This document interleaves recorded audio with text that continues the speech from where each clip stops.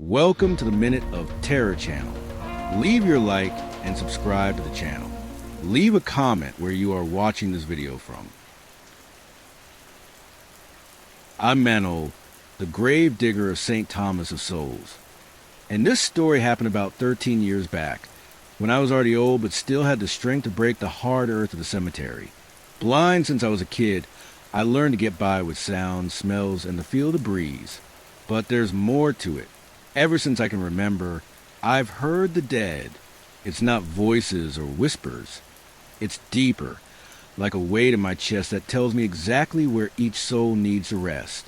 Every grave has its rightful place, and I always know where it is, even without eyes. I never got it wrong. Not until that night. It was a dry fall, the wind dragging dead leaves across the ground. The priest came with news, a body to bury. Some drifter who died on the road, no name, no story. They brought him in a plain pine coffin, carried by two men who didn't say a word. I caught the scent of fresh wood and something else, a sour stink, not of death, but of something alive, sweaty, restless. When I got close to the coffin, I waited for the call, that murmur the dead always give me. Nothing, just silence. A hollow emptiness that set me on edge. I ran my fingers over the rough lid, and still, nothing. No echo, no weight. It was like there wasn't a soul inside. I buried it anyway. The priest pushed me, said it needed to be done quick, that the man deserved his rest. I dug the grave where I thought it should go, but my chest felt tight. The earth was too heavy, like it didn't want to be touched. I finished the job. The men left without a word, and the priest slipped me an extra coin, like he was trying to hush my doubts. I went home, but sleep wouldn't come. I spent the night listening to the wind, and it carried something heavier than dust. The next night, I went back to the cemetery. Don't know why, but my feet took me straight to that grave. The silence was there again, but different. The ground was disturbed, the dirt loose, like someone had clawed their way out from below. I knelt, ran my hands over the soil, and felt marks that weren't from a shovel. They were scratches, fingernails that had scraped, dug, fought to get free. My heart pounded, not out of fear, but certainty. What I buried wasn't dead. I started digging, frantic, with my hands and the shovel. With every scoop, that sour smell got stronger, alive, but mixed with something rotten, like flesh breaking down from the inside. When I reached the coffin, the lid was cracked, pushed up from within. I pried it open, and the emptiness hit me like a wave. No body, just a filthy cloth, stained with dried blood, and a smell that wasn't human, but wasn't animal either. It was something else. I spent days trying to make sense of it, asked the priest, but he brushed me off, said I was getting old, mixing things up. The men who brought the coffin never showed again. But the cemetery changed after that. The voices of the dead got quieter, like they were afraid to speak.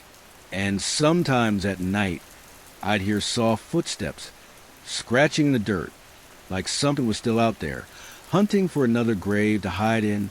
I never figured out what that drifter was, or what pretended to be him. But I know it wasn't human, wasn't dead, and wasn't alive in the way we understand. Even now, when I pass by that grave, the ground feels colder, heavier, like the earth's holding on to a secret even the dead won't share.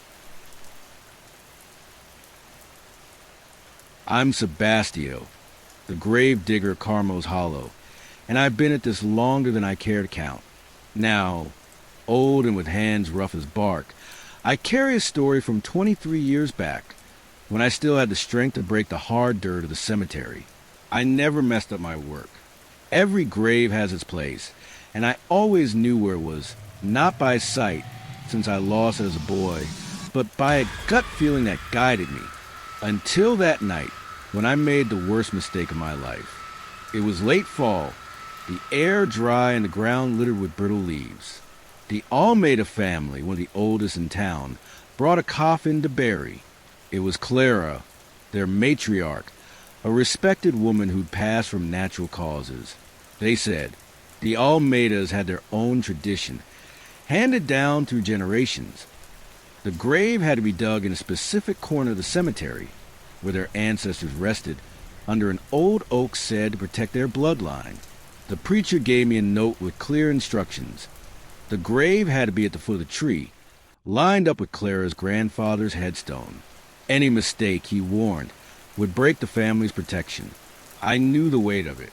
I buried other Almeidas before, always in that same spot, and the ground felt different there, softer, like the earth welcomed their bodies.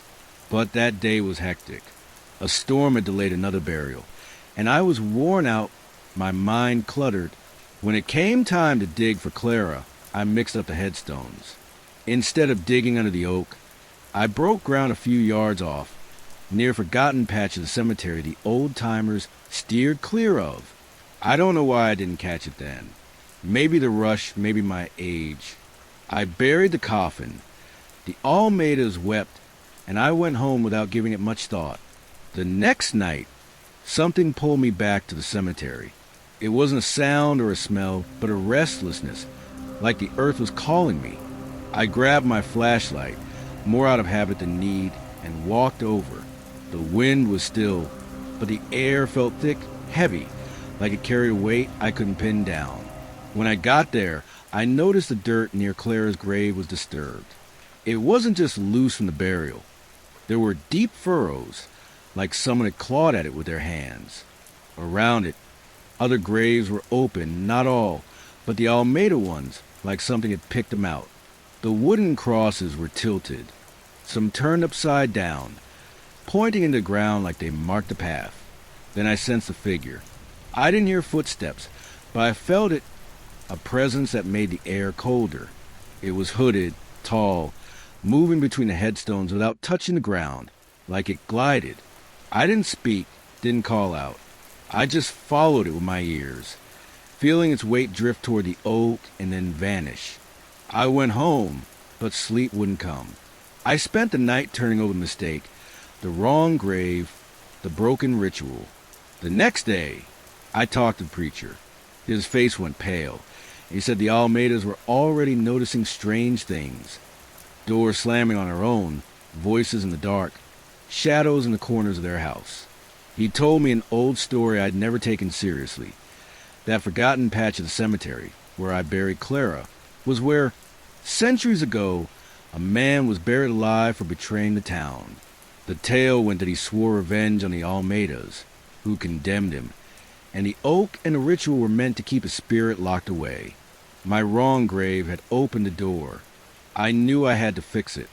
I went back to the cemetery that night, shovel in hand, driven by something I can't explain. I dug up Clara's grave, the dirt heavier than it should have been, like it was fighting me. When I opened the coffin, it was empty. No body, just a thick smell of mildew and something sour, like meat left out too long. I ran to the oak, dug the right grave in the exact spot, and prayed, even if I wasn't sure it'd help. As I worked, I heard a low sound, like a groan from the ground itself, not a voice, but the earth. The hooded figure appeared again, closer this time, so close the air turned rancid. I didn't look, I couldn't, but I knew it was watching me. I finished digging and went back to the empty coffin. Somehow, I found a rosary Clara's family had left during the burial. I placed in the new grave under the oak, covered with dirt, and prayed every word I could recall. The groaning stopped. The presence faded. The air lightened, but the cemetery was never the same. The Almeidas stopped reporting strange happenings, but they never looked me in the eye again. The preacher told me to let it go, but how could I? I know what I did. I know I let something loose that shouldn't have been. Even now, when I pass by that oak, the ground feels firmer, like it's holding something down tight. And sometimes on the quietest nights, I hear a faint scratching, like something still trying to dig its way out.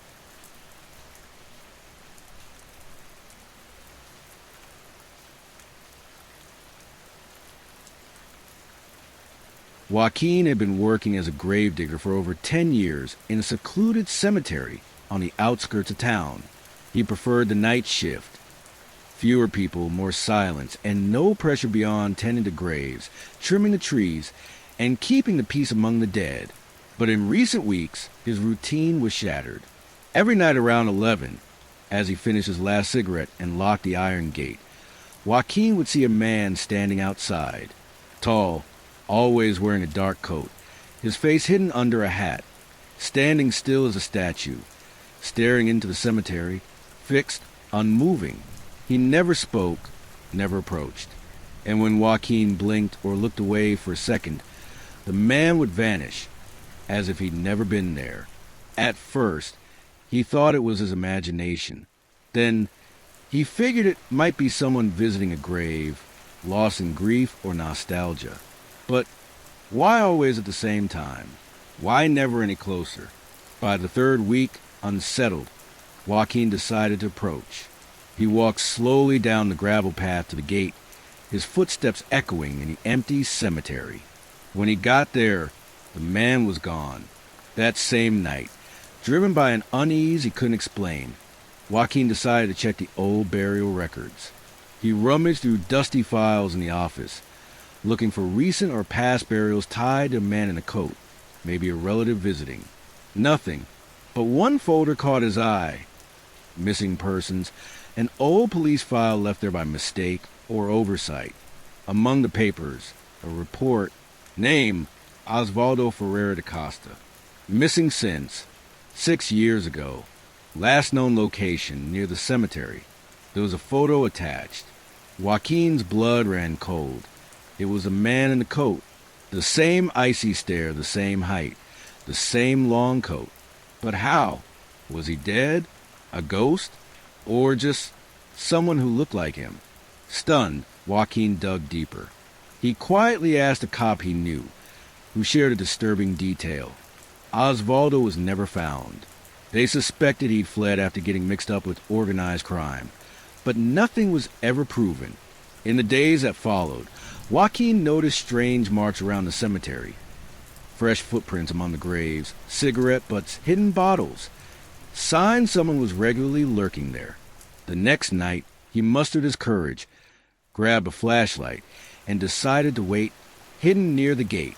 When the clock struck 11, there he was, the man in the coat, standing motionless. Joaquin crept closer in silence, but this time he followed when a man turned and started walking along the cemetery's edge. The gravedigger pushed through the brush, breathing heavily, until he saw it. A hidden entrance in the wall, nearly invisible, carved out between broken bricks. He trailed the man discreetly back into the cemetery and realized the truth. Osvaldo, alive, was using the cemetery as a secret meeting spot. There in the quiet nights, he conducted shady deals with criminals, selling information, trading weapons and drugs, all shielded by the place's isolation and the fear fueled by local legends. Before Joaquin could escape or confront him, a hand clamped down hard on his shoulder. He spun around to face another man, armed. They dragged him to Osvaldo, who calmly took off his hat and lit a cigarette. You know too much. That night, Joaquin didn't make it home. The next day, a new grave was quietly dug in the back of the cemetery. No headstone, no flowers, no record. And that night, as always, the man in the coat was still there, standing outside the gate as if nothing had happened.